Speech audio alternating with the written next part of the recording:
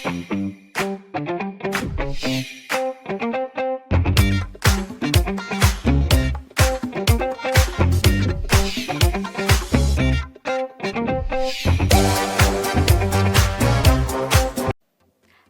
and welcome to this new quest on ecology.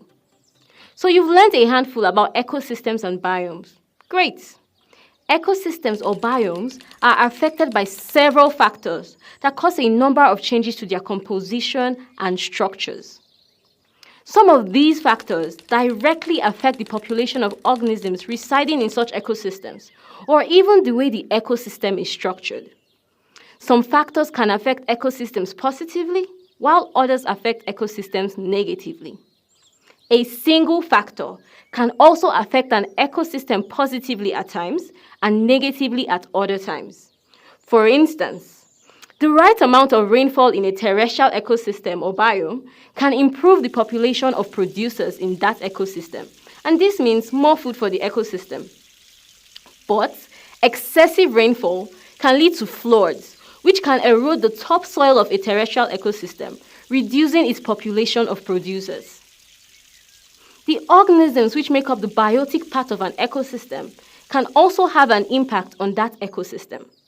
For instance, some consumers, let's call them prey, that are fed on by other consumers, predators, could suddenly be afflicted by a rampaging disease that reduces their population. What happens then? It means the predators, if they cannot find other organisms to prey on, could die off. That means they would go extinct. And this could be a big problem for that ecosystem. In some ecosystems, some organisms need to form associations with one another to be able to access some special nutrients. This could be beneficial or even cause harm to the organisms involved. Disasters like volcanic eruptions and earthquakes may destroy ecosystems completely, wiping off the living organisms there. So these factors that affect an ecosystem, influencing its composition and structure, are called ecological factors.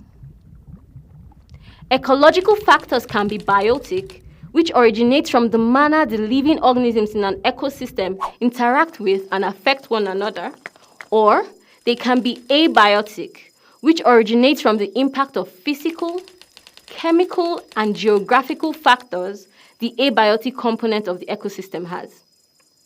In subsequent lessons, we will learn how these biotic and abiotic factors affect ecosystems. Let's begin with biotic factors. I'll see you in the next lesson.